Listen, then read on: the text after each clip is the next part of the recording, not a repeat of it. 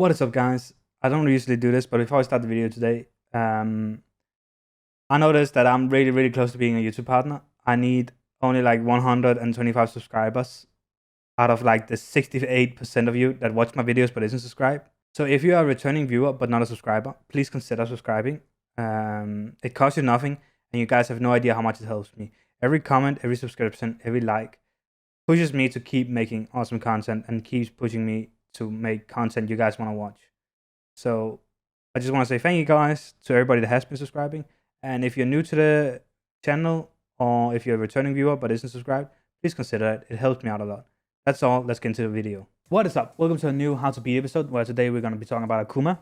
I'll be using Urian as my character of choice because he's just the one I'm most comfortable with. But I should be able to also teach you some stuff if you're using other characters. So there's a few things I want to talk about with Akuma and how you can handle him. Like, Akuma is a really strong character, so this won't automatically mean you will beat every Akuma you meet on ranked or in tournament or wherever you're gonna play Akumas. But it will help you beat some of his most used tools online, such that you can force them to play a more honest game. So you actually can force them to not, jump around the map and use EX demon flips all the time. So that's what I'm gonna teach you. A bit of like, I'm gonna show you some stuff you might not know against Akuma. Starting with, as I said, his EX demon flip. So here we have 3 different EX demon flips. Palm, kick on ground, and fireball. And just with Urian, that one's the only tough one, but they nerfed the hurt box on Akuma's EX demon flip, which means it is way easier to anti-air him, as you can see. Now I'm using this anti-air because it's really good against it. Of course, it's kind of a privileged anti-air. It's very good, but most anti-airs will work if you space them right. So if you read it, you can counter it, and stuff like that. So like, the only thing you have to be wary of, I'm just gonna reset on, is the only thing you have to be wary of is if you're blocking. That can change up the trajectory quite a bit, as you can see. But most of the time, if he goes for EX, you need to just find an anti-air that works against it. Because most of the times now, it will actually hit. It's not as ambiguous as it was before. You actually have, like, the one you was scared of before, if we're going to set him to just do the palm. The palm was the scary one before. It's only really scary, if you block the palm, if you block the roll. Then you kind of have to respect it, but it's not that bad. But you can see, it can be kind of wonky if you're close and if you're blocking it. But the EX demon flip is not as scary as it used to be. And it's definitely, you have to practice, go into training mode, find your anti-air button. It's usually a button you already use for some other situation. And you just have to practice getting used to actually anti-airing it. Because 9 out of 10 times, your anti-air will work and you'll beat him out into a variable position. So that's all I wanted to say about the EX roll in demon flip, EX demon flip. It is not as bad as it used to be. Okay, next thing I want to talk about is just a few of Akuma's buttons. A few of Akuma's buttons actually got nerfed recently, so they're easy to deal with. And I'm specifically talking about his hard punch buttons. So his this button and his crouching hard punch.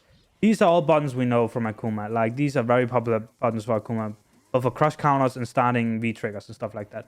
These are very powerful buttons, and you see a lot of Akumas use them. And I just want to show you that, like, with the nerfs, they're actually kind of easy to whiff punish. The rule about Street Fighter V is that it's easier to go for a whiff punish where you hit the body instead of actually hitting the limb. If you try to hit the limb, you have to be way faster. But you can go for buttons that are far further and get some pretty easy whiff punishes. You have to be a bit more on point if you want to hit something that is only hitting the limb. But these buttons are way easier to hit with punish now. And it goes for both of them.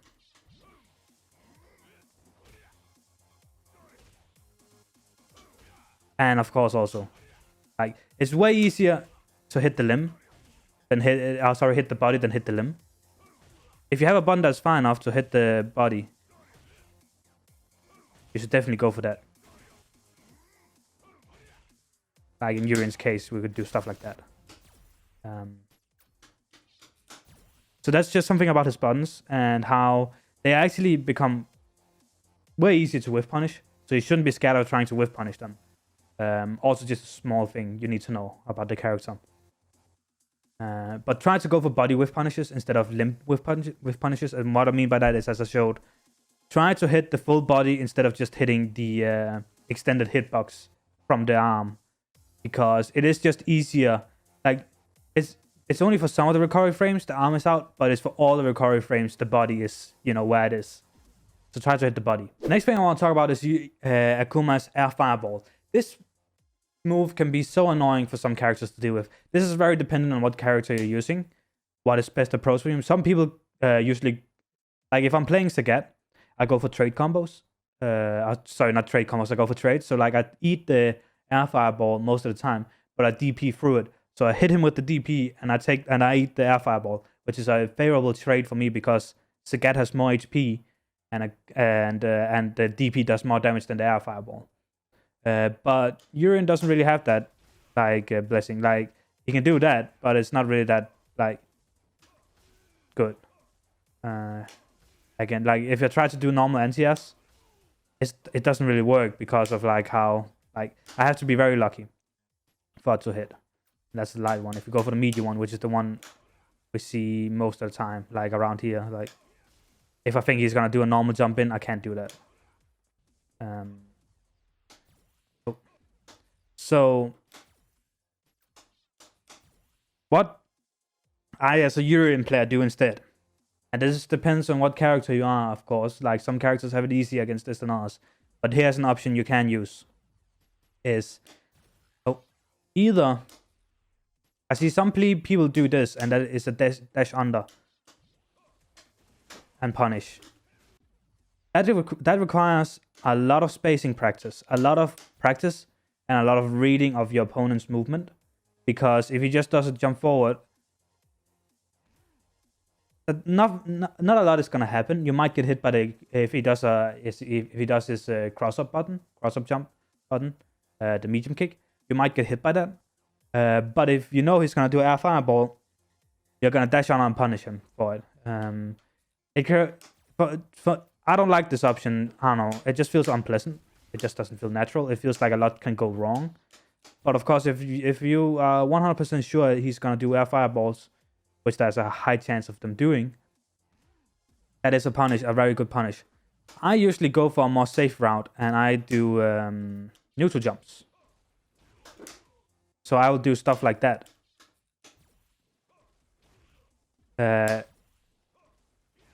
This actually hits the recovery. And I do that a lot in matches. The reason why I like to use this is because if they do a normal jump, in the air, usually they're not gonna hit me because I'm vertical in the air.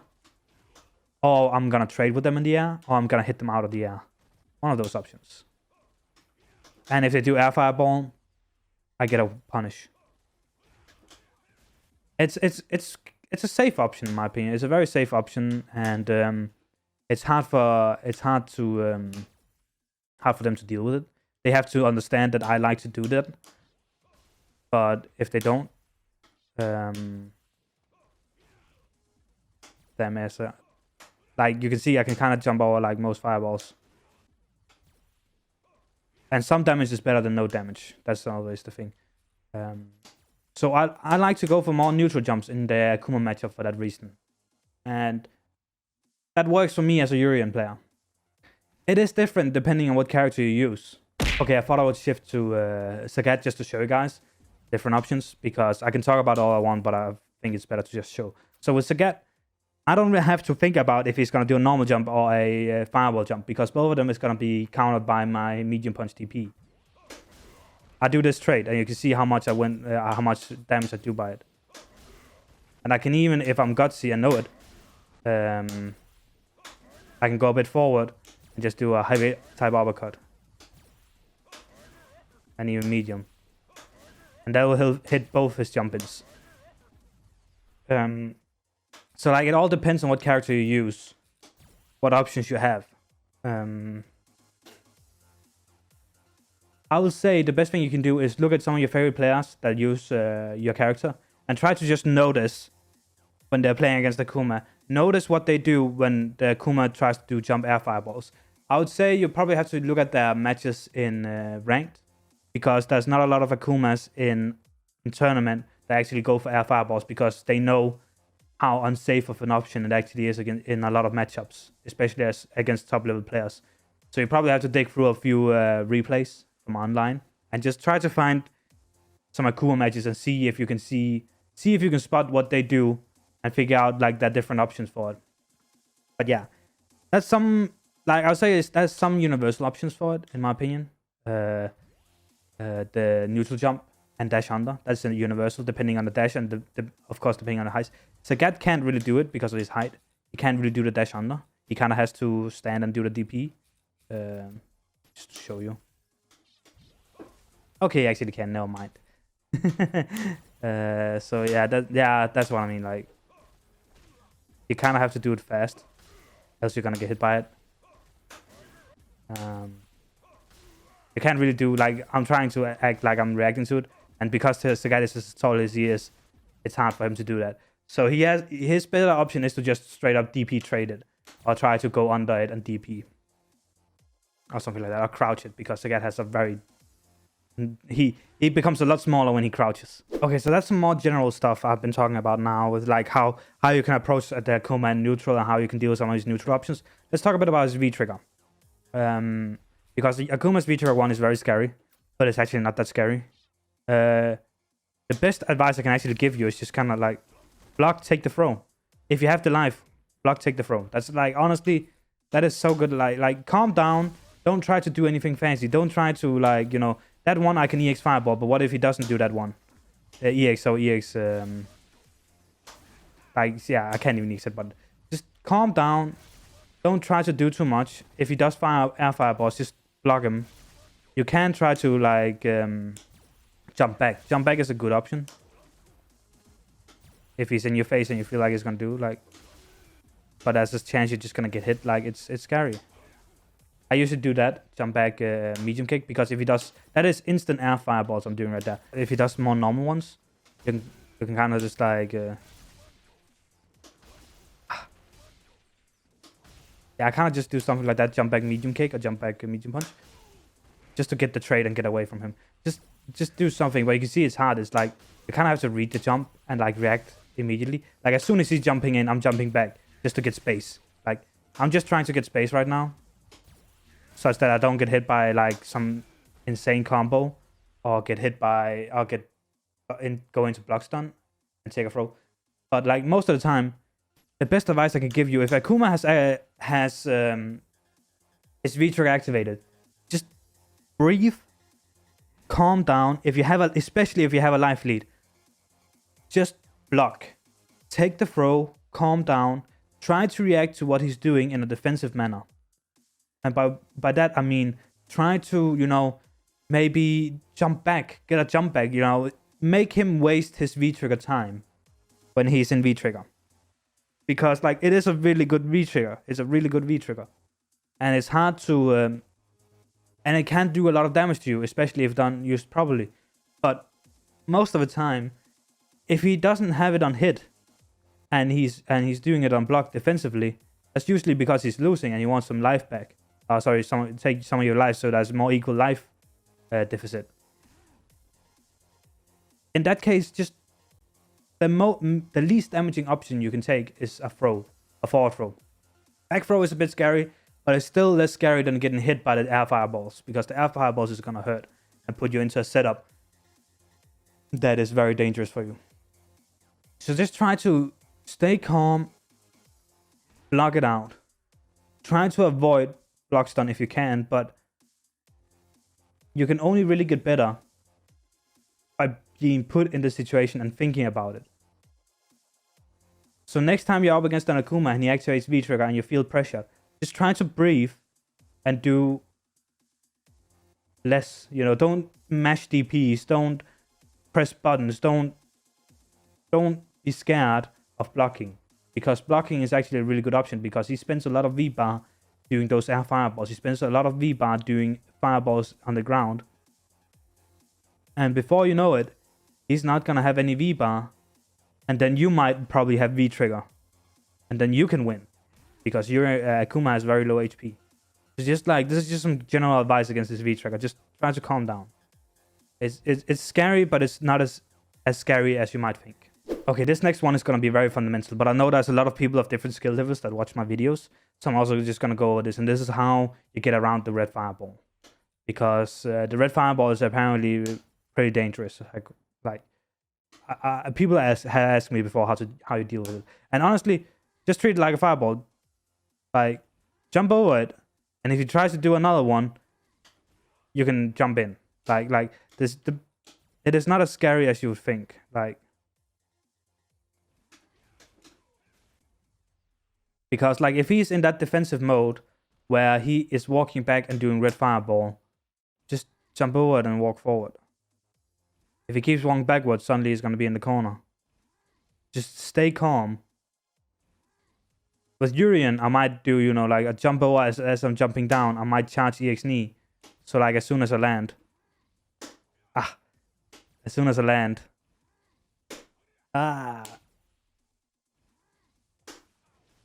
can do that. Something like that, you know. My charging is a bit off. I'm a bit rusty, sorry. But, you know, you don't always need to jump forward. Neutral jumping against fireballs is a really good option. And it can nullify a lot of fireballs because the red fireball is actually a really bad fireball. As soon as you understand how to get around if you fundamentally understand how to get around fireballs, red fireballs aren't that scary. They're scary if you block them because there's a lot of block stun on them and they do a lot of chip. But then don't block them. Neutral jump. It's a good option. And that's kind of what I wanted to talk about. This was a bit of a weirder one, how to beat, because that's not exactly like tech I'm using against Akuma. It's mostly actually how to get around him in neutral and stuff like how. This was more about how you defend against Akuma's approaching or Akuma's options in neutral, because Akuma is a very neutral heavy character. He's fundamentally solid. Akumas rarely rely on gimmicks. They rely on strong options in neutral to get in, and then they put you in block stun and stuff. So this has more been about how you can shut down some of these options. How you can improve your neutral against Akumas. And I hope that could help. I know this is a bit of a weirder one. I also want to talk about something that is a bit more high level. A bit more, you know, a bit more than just if he does A, you can do B. Or if you block this, you can do this. Or this is the options if he does this. There was a bit more to this. In that way, it's kind of neutral based. And there's also some like work for you to do in training mode. I just hope that I could inspire you to actually go into training mode and actually try working out some of these options he does if you're not playing Urian. Hope you enjoyed the video. Have a nice day. See ya.